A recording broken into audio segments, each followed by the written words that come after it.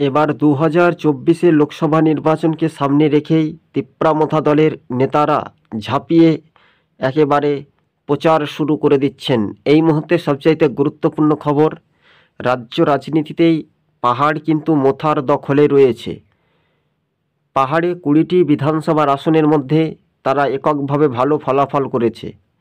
আলাদা রাজ্য ভাগের জন্য যদি তাদের যথেষ্ট প্রয়োজনে দাবি মানতে পারবে তো নরেন্দ্র মোদী, এরপরে অনেকটাই প্রতিশ্রুতি দিয়েও শেষ পর্যন্ত লোকসভা নির্বাচন কোন দিকে শক্তি বৃদ্ধি পায় সেই করেও নজর রাখছে।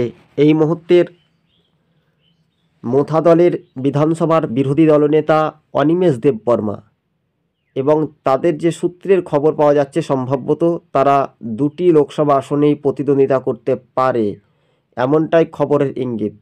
প্রদ্যোৎ কিশোর দেববর্মনের সঙ্গে একাধিক নেতা নেতৃত্বদের সেলফি সোশ্যাল মিডিয়ায় কার্যত ভাইরাল। রাজ্য রাজনীতিতেই নতুন চমক উঠে আসতে চলেছে মহারাজার দল, এমনটাই খবরের ইঙ্গিত। বিধানসভা নির্বাচনীয় সময়সীমায় দেখেছিল যে বিরোধী একটা ভোট কাটাকাটির অংশেই অল্প ভোটের ব্যবধানেই কিন্তু হার জিত হয়েছিল ত্রিপুরা রাজ্যের মাটিতে।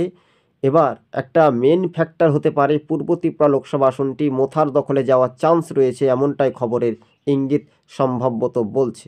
কিন্তু বাস্তবে এই ঘটনাটি যদি সঠিক হয়ে যায় তাহলে আখেরে কিন্তু মোথা দল লোকসভা নির্বাচন কি জয় হতে পারবে, পুরোপুরি জনজাতি ভোটারদের ওপর নির্ভরশীল করবে, যা সবুজবঙ্গ নিউজ আপনাদের সঙ্গে এই প্রতিবেদনটি সম্ভবত তুলে ধরছে। রাজপরিবারের ওপর কতটা মানুষ ভরসা রাখবে তার সময়ের সাপেক্ষে একেবারে ফলাফল 2024-এর নির্বাচনীয় উত্তর পূর্ব রাজ্যের ভোটের ফলাফলে পেতে পারে মোথা দলের নেতৃত্বদের গোপনীয়